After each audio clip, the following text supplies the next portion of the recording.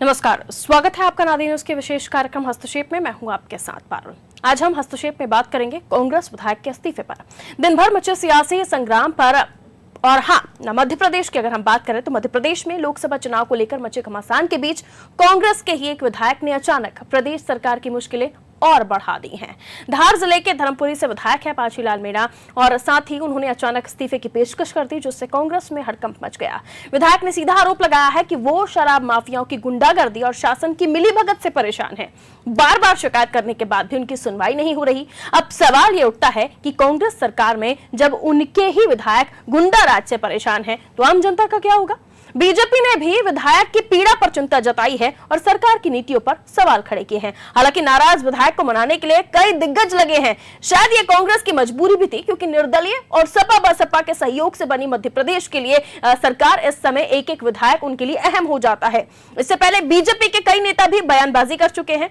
लोकसभा चुनाव के बाद प्रदेश में नई सरकार का गठन होगा, इस तरह की बयानबाजी बीजेपी की तरफ से हमेशा होती रही है। इसलिए कांग्रेस हर एक कदम फूंक फूंक कर चल रही है। तो आज इसी मुद्दे पर हम बात करने वाले हैं, लेकिन उससे पहले देखिए रिपोर्ट। मध्य प्रदेश की कमलनाथ सरकार के लिए अपने और सहयोगी विधायक चुनौती बन गए हैं। एक तरफ कमलनाथ सरकार के सहयोगी विधायक लोकसभा चुनाव में टिकट को लेकर कांग्रेस पर दबाव बना रहे हैं, तो वहीं दूसरी तरफ चुनावी समय में नाराज होकर धार जिले के धर्मपुरी से कांग्रेस विधायक पांचीलाल मीणा ने अपनी ही सरकार पर सवाल उठाते हुए मुख्यमंत्री को इस्तीफा भेज दिया, जिसके बाद कांग्रेस में खलबली मच गई। नाराज विधायक को मनाने के लिए मंत्रियों ने मोर्चा संभाला। वहीं सीएम कमलनाथ के साथ भी विधायक की बंद कमरे में काफी देर तक चर्चा हुई। हालांकि इस मामले पर कांग्रेस के किसी भी नेता ने उचित जवाब नहीं दिया, लेकिन बीजेपी कांग्रेस पर हमला बोलने से नहीं चूकी। वहीं कांग्रेस का कहना है कि कोई नाराजगी नहीं है। चुनाव के लिए जो फंड इकट्ठा किया है कांग्रेस पार्टी ने, यह इसका एक छोटा सा उदाहरण है, जिससे कांग्रेस का ही विधायक व्यथित हुआ और अंत में उसे इस्तीफा देने के लिए बाध्य होना पड़ा। विधायक पांचीलाल मीणा शराब माफियाओं की गुंडागर्दी और शासन की मिलीभगत से परेशान थे। मीणा का आरोप है कि बार बार शिकायत के बाद भी शासन और प्रशासन शराब माफियाओं के खिलाफ कार्रवाई नहीं कर रहा।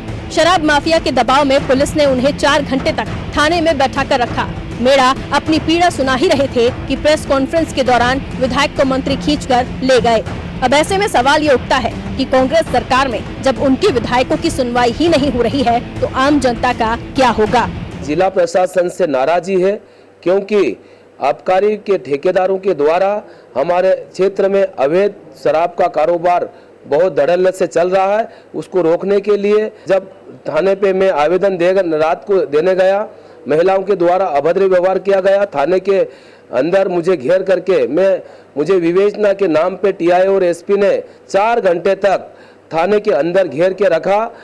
इस पूरे हंगामे के बीच सीएम कमलनाथ नाराज विधायक पांचीलाल मीणा को मध्य प्रदेश आदिवासी विकास परिषद के कार्यक्रम में ले गए, जहां सीएम ने मीणा को नसीहत दे डाली। सीएम ने सभा को संबोधित करते हुए कहा कि आदिवासी साइकिल चलाना सीख गए, बाइक चलाना सीख गए, लेकिन मुंह चलाना नहीं सीखे। ये बात करते हुए सीएम कमलनाथ ने विधायक से कहा, समझे पांचीलाल, आदिवासियों ने साइकिल चलानी सीखी, मोटरसाइकिल चलानी सीखी, पर मुंह चलाना नहीं सीखा।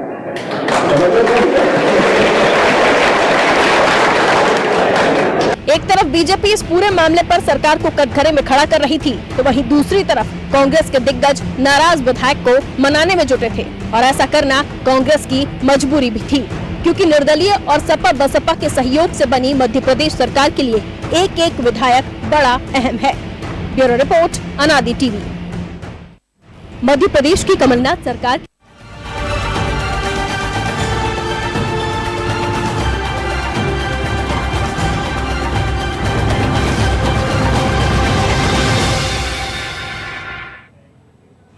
फूक फूक कर कदम रखना होगा। कांग्रेस के लिए इस समय एक एक विधायक अहम है। विधायक के इस्तीफे से जुड़े इन्हीं तमाम सवालों पर हम चर्चा करेंगे और चर्चा के लिए हमारे साथ नेक्स्ट स्टूडियो में मेहमान मौजूद हैं। आपका परिचय करा देती हूँ। हमारे साथ कांग्रेस नेता आनंद तारण जी हैं। तारण जी बहुत स्वागत। काउंटर पार्ट शैलेंद्र प्रधान जी, बीजेपी प्रवक्ता, बहुत स्वागत प्रधान जी आपका। वरिष्ठ पत्रकार रमेश शर्मा जी, आपका भी स्वागत रमेश शर्मा जी।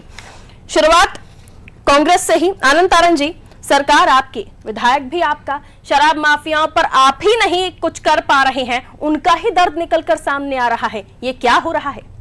नहीं, शराब माफिया पर पूरा अंकुश किया जाएगा, रखा जाएगा, और जिस तरह से इस तरह की घटना हुई है उस पर और सख्ती से प्रयास किया जाएगा कि इस तरह की घटनाओं की पुनरावृत्ति ना हो।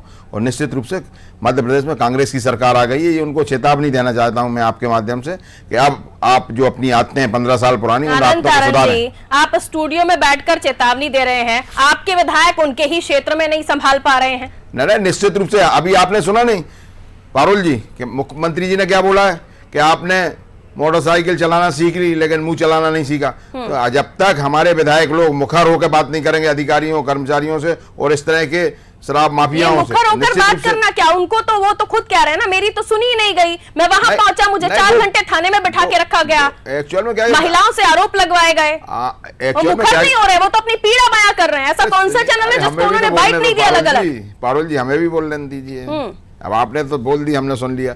आप ये बताइए कि जब तक हमारे नेता बोलेंगे नहीं अधिकारियों के सामने, कर्मचारियों के सामने या इस तरह के माफियाओं के सामने, तो निश्चित रूप से उनके हौसले बुलंद होंगे।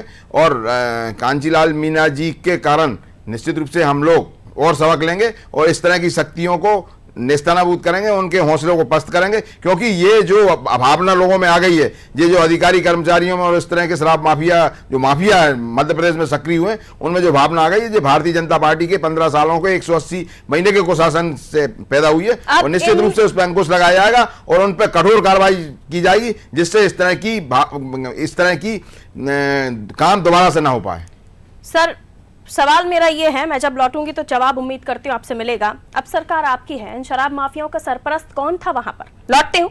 रमेश शर्मा जी, आप किस तरह से देखते हैं आज के इस पूरे घटनाक्रम को? सियासत परवान पर रही, एक तरफ बीजेपी इस मुद्दे को बनाने की कोशिश करती रही, दूसरी तरफ कांग्रेस संभालने की कोशिश करती रही। सीएम कमलनाथ ने हाथ पकड़ा और ले चले और मंच से कहे समझे पांचीलाल।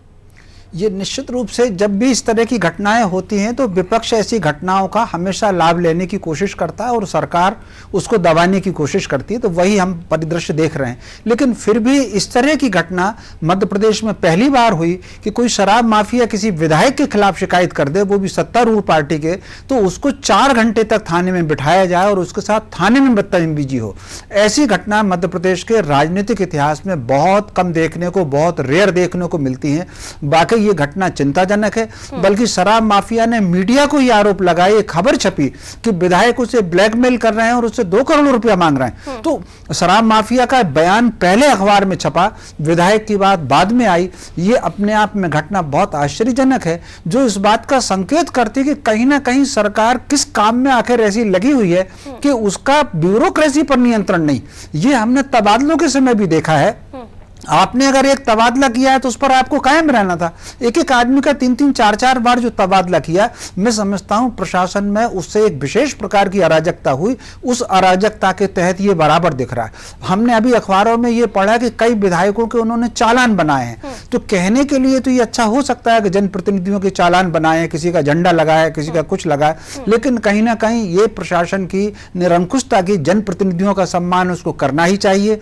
मैं यहाँ पर शराब माफिया और पुलिस के जो व्यवहार है इसको आश्चर्यजनक रूप से मानता हूं और सरकार से अपेक्षा करता हूं कि इस तरह इस पर कड़ी कार्रवाई की जाए। आखिर अगर विधायक कह रहा है कि शराब कहीं बिक रही है और वो बता रहा है, तो पुलिस कार्रवाई करने के बजाय विधायक को थाने में बैठा रही है।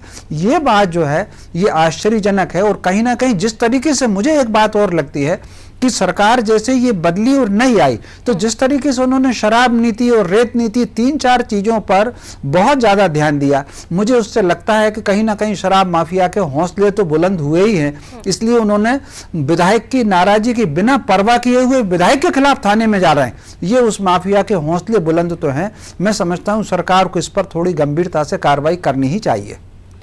शैलेंद्र प्रधान जी, शराब जो है मसला पुराना है। आपकी सरकार के समय भी शराबबंदी को लेकर कई आवाजें उठी, लेकिन शराब बंद नहीं हो पाई। शराब माफिया तब भी उतने ही दिखाई दे रहे थे, उतने ही बुलंदी से आगे बढ़ते हुए दिखाई दे रहे थे। अब भी वही हाल है। शायद इसी वजह से हो सकता है एक मुद्दा यह भी था कि शराब को लेकर परेशान थी जनता। चुना नहीं सरकार को, हालात बदले नहीं। अगर आप ही हालात बदल देते तो शायद ये नौबत नहीं आती आज। देखिए, नेता प्रतिपक्ष ने अभी आपके ही टीवी पे बोला जी कि जब आप चंदा लेते हैं, अधिकारियों से भी ले रहे और शराब माफिया से भी ले रहे, तो वो माननीय विधायक की परवाह क्यों करेंगे? क्योंकि जो वहां टीआई गया है उसने भी पैसे दिए हैं, शराब माफ जो वाले हैं उन्होंने भी पैसे दिए हैं। और चुनाव में जब पैसे लेते हैं तो निश्चित ही उस पे अंकुश लगाना, जैसा आपके सामने कि माननीय विधायक को थाने में बैठा लिया, 4 घंटे बैठाए रखा, उस पे महिलाओं से आरोप लगवाए, निंदनीय है। और ये बात स्पष्ट है कि कांग्रेस के राज में भ्रष्टाचार बढ़ा है, माफिया राज बढ़ा है और विधायक लोग बेचारे हो गए हैं। और ये माननीय कमलनाथ जी ने बोला कि आप बोलना नहीं सीखे। अब ये भी विषय उन्होंने स्पष्ट नहीं कहा, पर स्पष्ट है कि माननीय विधायकों को जरा जैसा भी आनंद तारण जी कह रहे हैं कि माननीय विधायकों को पार्टी के खिलाफ नहीं बोलना चाहिए। ये उनकी लाइन थी कि आप जो भी कहो बोलना सीखो, पर बगावत में मत बोलो, पार्टी की लाइन में बोलो। ये उनका संदेश था मेरे हिसाब से। रमेश शर्मा जी, यहाँ अगर मैं गलत हूं तो आप मुझे ठीक कीजिएगा। जब काउंटिंग का समय था, ये वही विधायक थे जिनको कंधे पर ले लेकर आगे बढ़ाया गया था? काउंटिंग के समय पूरी पहरेदारी इन्होंने की थी? ये बिल्कुल आप ये ठीक कह रही हैं। तो ये वही विधायक हैं और फिर इसके अलावा इनका नाम कुछ असंतुष्ट विधायकों में भी था। ये माना जा रहा था कि 3-4 विधायक असंतुष्ट हैं। उन 4 विधायकों में से एक विधायक को 3-4 दिन ऐसा अखबार में आया, पता नहीं सच कितना है, ये तो तारण जी बताएंगे। एक विधायक को फिर वो मुख्यमंत्री निवास पे ले जाया गया और बातचीत हुई, जो भी कुछ है। बाकी फिर 3 विधायक और शेष बचे थे, उसमें से फिर एक ये विधायक, ये प्रकरण सामने आया है। तो मैं समझता हूँ कहीं ना कहीं कांग्रेस के भीतर जो बहुत सारी चीजें चल रही हैं उसका संकेत अभी नेता प्रतिपक्ष के बयान से भी मिला है। और मैं समझता हूं उनको कहीं ना कहीं अनुशासन के रूप में उनको पार्टी को खुद भी अपने विधायकों की चिंता करनी चाहिए और उनके मान की हिफाजत करनी चाहिए। जहां तक कमलनाथ जी का वो सवाल, उन्होंने जो कहा कि बोलना नहीं सीखे, इस विधायक को तो पुलिस ने प्रताड़ित इसलिए हुआ कि वो उसने चूंकि खुल करके बोला। अगर वो शराब माफियाओं के खिलाफ खुल करके ना बोलते तो पुलिस उनको कैसे थाने में बिठाती, कैसे उनके साथ बदतमीजी होती। उन्होंने खुल करके बोला, उसी बात पर तो उनको प्रताड़ना मिली। वो चुपचाप रहते तो कोई बात ही नहीं थी। तो मैं समझता हूं अब कमलनाथ जी ने किस संदर्भ में कहा ये तो अब कमलनाथ जी ही जाने, मैं उसकी व्याख्या नहीं करूंगा। लेकिन विधायक ने खुल करके बोला, उसी लिए वो प्रताड़ित हुए। आनंद तारण जी, ये जो मीणा जी है ना, इन्होंने सारी चीजों को टेढ़ा कर दिया, और टेढ़ा इसलिए भी किया है क्योंकि अगर वो चुप रहते, जो उन्हें वहां मंच से संदेश मिला है, तो शायद बहुत ज्यादा बात नहीं बिगड़ती, मीडिया तक ये सारी बात नहीं आती। अब कहते रहिए आप घर परिवार का मामला है, लेकिन मीडिया में बात आ चुकी है, वो खुद भी अपना दर्द बयां कर चुके हैं। और अभी तक मुझे पता नहीं चला कि शराब माफियाओं का आप कांग्रेस की सरकार में सरपरस्त कौन है। निश्चित रूप से इस तरह की जो घटना हुई है, निश्चित रूप से निंदनीय घटना हुई है। रमेश जी ने जो जिस तरह से इंगित की है, उन सब चीजों पे बहुत गंभीरता से, कमलनाथ जी का स्वभाव है कि इन बातों को बहुत गंभीरता से लेते हैं और उस पर सब पे कार्रवाई होगी। ये मंच से गंभीरता थी या तंज था? नहीं, वो दो आप उसको किसी भी रूप में ले लें, लेकिन उन्होंने बहुत गंभीरता से उस बात को बोला है कि इन सब चीजों की जिस तरह से हुआ है, क्योंकि विधायक जनप्रतिनिधि है, जनता के चुना हुआ प्रतिनिधि है, और अगर विधायक के साथ इस तरह की दुर्भावना हो, उनके साथ इस तरह से खिलवाड़ हो, तो निश्चित रूप से बहुत सोचनीय बात है। क्योंकि जनता के मंदिर में हम लोग बैठे हैं और वहां पर अगर इस तरह की बातें आती हैं कि जो जिसको जनता ने चुना हो और उसको कोई भी व्यक्ति अगर इस तरह की घटना को अंजाम देता तो निश्चित रूप से बहुत चिंतनीय बात है। और कांग्रेस की सरकार इन सब बातों को बहुत गंभीरता से लेगी और आप देखना आने वाले समय में इन सब चीजों पे बहुत लगाम लगेगी और इस तरह की शख्सियतों को शैलेंद्र प्रधान जी तो कह रहे हैं इनमें से एक से चंदा लिया हुआ है, चंदा लेकर इसलिए इनके हौसले इतने बुलंद है, वरना पुलिस वाले विधायक को थाने में बिठाएं, वो भी 4 घंटे। देखिए, मैंने आपसे बोला कि ये निश्चित रूप से निंदनीय बात है, लेकिन जो शैलेंद्र प्रधान जी कह रहे हैं, आप अपनी सरकार को बचाने की कोशिश कर रहे हैं, लेकिन शैलेंद्र प्रधान जी जो बोल रहे हैं ये सब इनकी सरकारों में होता रहा है। 15 साल तक यही कुशासन इनका चला। आज जो शराब माफिया इतना मजबूत हो गया, वो निश्चित रूप से कहीं ना कहीं इनकी सरकारों का खेल है। और हर माफिया, चाहे शराब माफिया हो, चाहे रेत माफिया हो, चाहे खनन माफिया हो, हर माफिया, जैसे कि रमेश शर्मा सर ने भी बताया कि जो पैसे लेन देन के आरोप लगे वो पहले अखबारों में छप गए, उसके बाद मीडिया में विधायक साहब आ रहे हैं। पारुल जी, पहले तो आप हमें बोलने नहीं देती, पहले तो आप हमें बोलने नहीं देती, आप बीच में टोक देती तो बात ही इधर उधर हो जाती। सबसे पहली बात यह है कि इस तरह के जो भी मामले हैं जब किसी चीज का विरोध होता है तो कोई ना कोई आरोप लगाता ही है। अगर किसी की दुकानदारी पे चोट हो रही हो, शराब माफिया को स्कूल के पास से या मंदिरों के पास से हटाया जाता है, निश्चित रूप से वो आरोप लगाते ही हैं, क्योंकि कहीं ना कहीं उनका, और उसमें जो लोग उनके साथ उस खेल में शामिल रहते हैं वो सब उसमें सम्मिलित होते हैं। लेकिन इस तरह की शख्सियतों को, इस तरह के लोगों को पे जो कठोर कार्रवाई होगी, आप देखना होगा। आपके चैनल पर ही मैं बात करूंगा, अगली बार आऊंगा तो निश्चित रूप से उस पर कार्रवाई होगी। चुनाव तो हो जाने दीजिए, बहुत सारे मामले बहुत गंभीरता के साथ लिए जाएंगे। जो मामले, जो माफिया भारतीय जनता पार्टी के राज में पश्चित हुए हैं, बलवित हुए हैं, उन सब पे कठोर कार्रवाई होगी और ये सब का अंजाम देंगे। चाहे वो व्यापम का मामला हो, चाहे मेडिकल का मामला हो, चाहे और दूसरे जो भी मामले, हर मामले का खुलासा होगा और सबके जो दोषी हैं वो शीशों के अंदर दिखेंगे। ये शराब माफियाओं के साथ जो लोग मिले हुए थे उनके बारे में तो आप कह रहे हैं, लेकिन कौन मिले हुए थे ये अभी तक आपकी तरफ से, आपकी पार्टी की तरफ से किसी तरह का रिएक्शन नहीं आया है। उन पुलिस वालों पर कार्रवाई होगी, सब पे कार्रवाई होगी। जो अभी कमलनाथ जी से उन्होंने मिला है, उन्होंने अपनी व्यथा बताई है, कमलनाथ जी से उसको गंभीरता से सुना है। और अगर इलेक्शन का मामला है, अगर आचार संहिता का मामला नहीं आएगा तो निश्चित रूप से आप देखना कि कार्रवाई होगी। क्या समाज के हित के लिए आपकी सरकार काम कर रही है? नहीं, क्यों नहीं कर रही? समाज के हित में क्यों नहीं कर रही? तो समाज के हित के लिए आवाज उठा रहे हैं।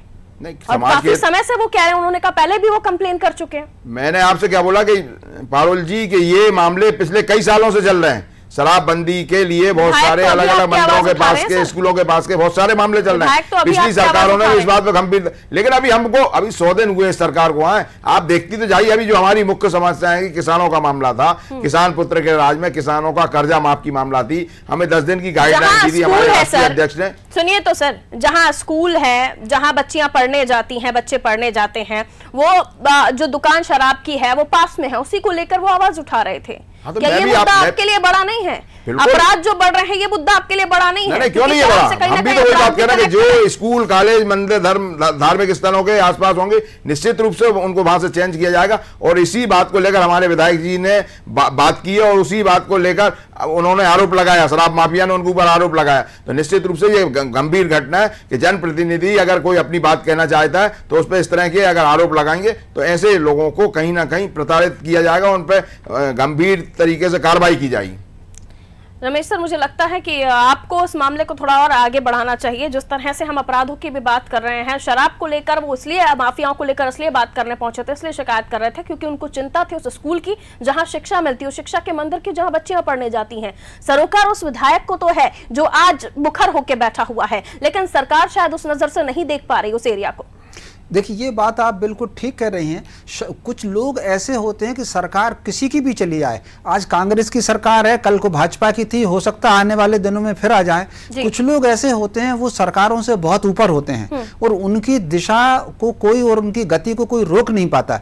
आप मुझे बताइए, पूरे मध्य प्रदेश में तो देख लीजिए, गाँव की, धार की या धामनौद की जहाँ के वो माननीय विधायक जी शिकायत कर रहे हैं वो अपनी जगह हैं। अगर आप भोपाल में भी देखेंगे तो यहाँ कितने बाजारों और मंदिरों और स्कूलों के पास शराब की दुकानें हैं। उसमें भाजपा के समय भी भाजपा के लोग आंदोलन करते रहे और उससे पहले भी जब दिग्विजय सिंह जी की कांग्रेस की सरकार थी उस समय भी कांग्रेस के लोगों ने आंदोलन किया।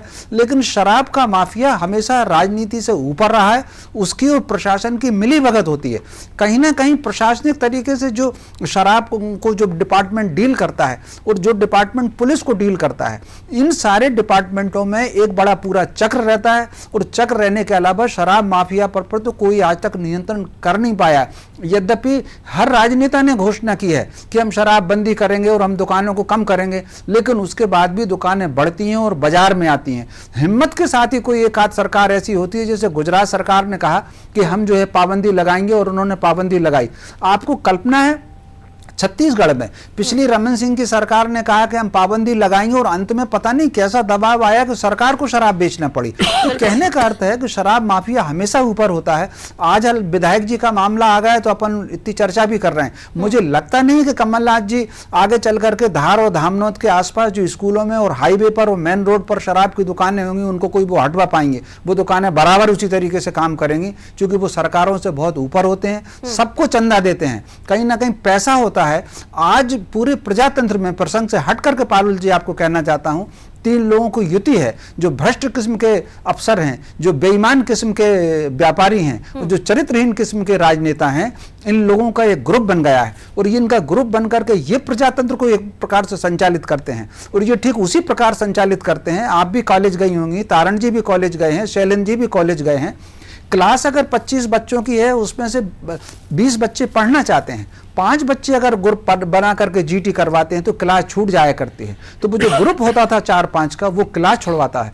इसी तरीके से ये जो ग्रुप बन गया है, यद्यपि इनकी संख्या बहुत कम है, इनकी संख्या 5-7% ही होगी, लेकिन प्रशासन को ये लोग संचालित करते हैं और शराब माफिया उसकी भूमिका बहुत महत्वपूर्ण होती है और उसको कोई सरकार नियंत्रित नहीं कर पाए। वो तो गांधी जी जैसा व्यक्ति अगर आ गया, उन्होंने ताकत के साथ अगर कहेंगे, हो जाता है जिन विधायकों को विधानसभा तक जनता ने चुनकर पहुंचाया, आज वही विधायक, उसी को जरूरत पड़ रही है कि सरकार उसके बारे में कुछ बोले, उसके पक्ष में कुछ बोले, क्योंकि वो जिस एरिया से बिलोंग करता है वहां कोई उसके सुनने वाला नहीं है। यानी जिस विधानसभा क्षेत्र से आप जीते हैं, जनता का सपोर्ट आपको है, जनता का जनादेश, जनता जनार्दन हम उसे कहते हैं। लेकिन अगर बात करें पुलिस की, जो रक्षा करती है उसी जनता की, आज वही पुलिस उसी विधायक को थाने में बैठा कर रखती है। ये बहुत चिंतनीय हो जाता है। रमेश सर, जहां निश्चित रूप से ये बात वाकई चौंकाने वाली है, वो जनप्रतिनिधि है और उसको आपने 4 घंटे वो शराब माफिया के खिलाफ शिकायत करने पहुंचे और आपने 4 घंटे बिठा लिए। उससे पहले 1 दिन पहले सारे अखबारों में, इंदौर के अखबारों में ये खबर छपी कि शराब माफिया ने उनके खिलाफ FIR करा दी थी। मैंने पेपर में ये पढ़ा कि FIR हो गई थी। अगले दिन आया कि FIR नहीं हुई थी, केवल उनको जांच के लिए बिठाया था। विधायक को आप 4 घंटे तक जांच के लिए बिठाएंगे और बदतमीजी से बात करेंगे? वो तो विधायक जी ने कम बताया। जो लोग वहां से मुझे खबर लगी मीडिया के माध्यम से, उनको बाकायदा अशिष्ट और अपशब्दों में भी विधायक से बातचीत की है, जो उन्होंने कहा कि मेरे साथ बदतमीजी है। इतना हौसला अगर आ जाए, इतना तो इमरजेंसी में नहीं था पुलिस के पास, इतना पावर जो इस सरकार में आ गया। लेकिन मैं समझता हूं इस पर बहुत चिंता की बात है। इसको राजनीति से ऊपर उठ करके प्रशासन पर नियंत्रण लगाने की बात है और उस तरह के पुलिस अधिकारी को तुरंत उस पर कार्रवाई होना चाहिए। सरकार में इतनी ताकत होती है, वो चुनाव आयोग को चिट्ठी भेज करके अगर कुछ नियुक्ति कर सकती है, कुछ तबादले कर सकते हैं, कुछ आदेश निकाल सकते हैं। मैं समझता हूं सरकार को चुनाव आयोग को चिट्ठी लिख करके उस थानेदार को सस्पेंड किया जाना चाहिए और भले ही चाहे सरकार के राजस्व का नुकसान ये तो साफ है कि शराब से राजस्व प्राप्त होता है। कहीं ना कहीं शराब को लेकर नीतियां भी इसलिए बनाई जाती हैं कि कहीं से कुछ आ सके, रेवेन्यू जनरेट हो सके। आनंद तारण जी, तबादले हुए और आप लोगों ने उन लोगों को वहां बैठाया जो कहीं ना कहीं आपको लगता था कि वहां की व्यवस्थाओं को संभाल पाएंगे। तर्क जो आप लोगों ने तबादलों को लेकर दिया तारण जी, लेकिन जो ये अभी तबादले हुए और जो अधिकारी वहां पहुंचे हैं, शायद बहुत ज्यादा पसंदीदा होंगे सरकार के, इसी वजह से यही कुछ हो रहा है। अगर ऐसा नहीं होता तो शायद आपके विधायक की तो सुनी जाती कम से कम, या फिर आउट ऑफ कंट्रोल हो गया। और आउट ऑफ कंट्रोल है तो ब्यूरोक्रेसी पर लगाम तो आपको भी लगाने की जरूरत है, जो हम बीजेपी की सरकार को कहते थे पिछली बार। देखिए पारुल जी, यदा कदा इस तरह की घटनाएं हो जाती हैं, लेकिन निश्चित रूप से बहुत सोचनीय बात है और बहुत निंदनीय मामला है ये। और इसमें गहनता से गहनता से कमलनाथ जी ने इसमें अंदर अध्ययन किया। मैं आपको शराब वाली बात बता रहा हूँ, किसकी सरपरस्ती में पनप रहे? नहीं, जो किसी की भी देखिए किसी की भी सरपरस्ती में पलें उसे उस पे दो, लेकिन इस तरह के लोगों को पे कठोर कार्रवाई मध्य प्रदेश की कांग्रेस की सरकार करेगी। तो ये इस बात से आप अधिकारियों पर मैं आपको हाथ पकड़ कर ले जाकर समझाइश देने की जरूरत पड़ी, उसी वक्त एक आदेश पारित कर दिया जा सकता था ताकि ये जनता के बीच में भी एक मैसेज जाता है। अभी पारुल जी, रमेश जी ने क्या बोला कि अभी निर्वाचन आयोग का मामला है, निर्वाचन आयोग की तलवार लगी है, और उन्होंने बोला कि अगर निर्वाचन आयोग इसमें कहीं ना कहीं सहमति देगा तो निश्चित रूप से कमलनाथ जी उस पर कार्रवाई करें। दूसरा, मैं आपको एक पुराने मामले में ले जाना चाहता हूं, शराबबंदी की बात जो करी है रमेश जी ने। भोपाल में घोड़ा नक्काश की एक कलारी थी, वो बहुत पैसे, उस पर बहुत भयंकर उसमें सेल थी, सबसे ज्यादा पैसे देने वाली। एक बार कुछ लोगों ने मेरे से आके बोला कि इस कलारी को हटवाना है। उस समय तत्कालीन गृह सर, हाथ जोड़ के विनती है, धार भी चले जाइए सर, धार भी चले जाइए। शैलेंद्र प्रधान जी, तो आप पहले सुन तो लें एक बार। मैं समझ गई, लेकिन हमने उस बात को गंभीरता से लिया। नाम के नारे लग गए होंगे। शैलेंद्र प्रधान जी, मुझे लगता है तारण जी को भी वहां पहुंचना चाहिए, शायद सहयोग हो जाए हमारे मेरा साहब का। मैं देख रहा हूँ इन्होंने जो कमलनाथ जी ने जो बयान दिया उसकी लाइन उन्होंने पकड़ ली है और बार बार कह रहे हैं कि बहुत सख्त कार्रवाई होगी, बहुत सख्त कार्रवाई होगी। पर देखिए, चंदा आप जिससे लेंगे, जिस शराब के आरोप लगा रहा है, आपने देखा कि चंदा लिया है? अरे भाई हमारे विधायक जी से वो बेचारे बोल नहीं पा रहे हैं, आप बोल रहे हो चंदा लिया। अरे भाई चंदा वाली बात होती तो विरोध क्यों करते, वो जनता को लेके क्यों जाते, और इतने इनके हौसले बुलंद क्यों होते शराब माफिया के। टर्न है, अब उन्हें बोल लेने दीजिए। देखिए माननीय बहन ने कहा ना, आनंद तरण जी ने जो कमलनाथ जी ने लाइन ले ली उसी पे बोले जा रहे, दूसरे की ये सुनना भी नहीं चाहते। देखिए कोई भी अधिकारी है अगर जब वो पैसे दे के आता है और दिख रहा है थानेदार भी वही है और शराब माफिया भी वही है, बिना पैसे दे के वो आए होते तो अब तक वो कहाँ पहुंच गए होते। आप भी समझते प्रशासन में एक एमएलए को थाने में 4 घंटे बिठाला, वो बेचारा पत्रकारों से बात कर रहा है और सीएम के सामने बोल रहा है और सीएम उसको ले जा रहे हैं अंदर, बोलना नहीं कि पैसे दिए इसलिए वो अकड़ रहे हैं। ये देखिए बात समझिए। ऐसा लग रहा है आप बिल्कुल सामने खड़े होकर सुन रहे हो सब चीजें। अरे यार शैलेंद्र भाई कम से कम ये तो बोलो, आपके सामने ऐसा हुआ है क्या वाक्य? आप हमारे विधायक के ऊपर आरोप लगा रहे हैं, आप हमारे विधायक के ऊपर आरोप लगा रहे हैं। विधायक पे नहीं लगा रहे, जिसने उनसे पैसे लिए वो कहीं ना कहीं बहुत पावरफुल है, उस विधायक से भी पावरफुल है। अब मैं व्यक्तिगत तो नहीं बतलाऊंगा, ना बतलाना चाहिए कि किसने पैसे लिए होंगे, निश्चित ही, पर वो जिस हिसाब से बिहेव कर रहा है जो टीआईबी और शराब माफिया भी, ये सरकार के लिए शर्मनाक है। दूसरी बात आपने कही कि जिस हिसाब से अपराध बढ़ रहे हैं, ये कहते थे हम जिस दिन आएंगे उस दिन से अपराध संभल जाएंगे। रोज 6 महिलाओं के अपराध वो हो रहे हैं, रोज किसान आत्महत्या कर रहे हैं। मालूम नहीं जब पैसे दे के जब पोस्टिंग होती है उसके कारण ये सब परेशानियां हो रही हैं और इसीलिए इनकी सरकार। प्रधान जी अपराध तो आपके समय पर भी मध्य प्रदेश का ग्राफ देखा जाए तो अभी आप भी बैठ जाएंगे चुप होकर, लेकिन दिक्कत ये है आरोप प्रत्यारोप दोनों ही समय पर आप लोग लगाते हैं, चाहे आप सरकार में हो चाहे विपक्ष में हो, लेकिन जनता की आवाज कौन उठाएगा ये अब देखने वाली बात होगी। सब आपकी सरकार के कुकर में जो आज हमें भुगतना पड़ा। चलिए समय मेरे पास इतना ही था, बहुत बहुत शुक्रिया आप तीनों का हमें समय देने के लिए। तो आज डिस्कशन में हम बात कर रहे थे पांचीलाल मेड़ा की। मेड़ा ने सियासत को टेढ़ा कर दिया है, सियासतदान अब टेंशन में है कहीं मेड़ा जी का जो ये टेढ़ापन है भारी ना पड़ जाए, क्योंकि वो तो रेजिग्नेशन लेटर लेकर घूम ही रहे थे वो। लेकिन हुआ ये कि कमलनाथ साहब ने उन्हें समझा लिया, अपने साथ ले गए, मंच से उन्हें कह भी दिया समझे पांचीलाल। अब पांचीलाल कितना समझे ये तो उनकी समझ है, लेकिन शराब माफियाओं को लेकर वो इस्तीफा देने पहुंचे थे। मंदिर के पास या स्कूलों के पास वैसे भी रूल है कि शराब की दुकान नहीं होनी चाहिए, लेकिन अगर होती है तो उसे बंद कराना भी सरकार का दायित्व होता है। शायद यहीं पर सरकार मात खा गई और अब बैकफुट पर नजर आ रही है, डैमेज कंट्रोल की स्थिति बन रही है। लेकिन डैमेज कंट्रोल हो पाया या नहीं हो पाया ये कल तक आपको पता चलेगा। आज तो खबर यही थी कि मुद्दा मिल गया बैठे बैठाए बीजेपी को, और कांग्रेस इस मामले में फिलहाल चिंतनीय है क्योंकि एक एक विधायक जरूरी है। मुझे दीजिए इजाजत, आप देखते रहें अनादि टीवी।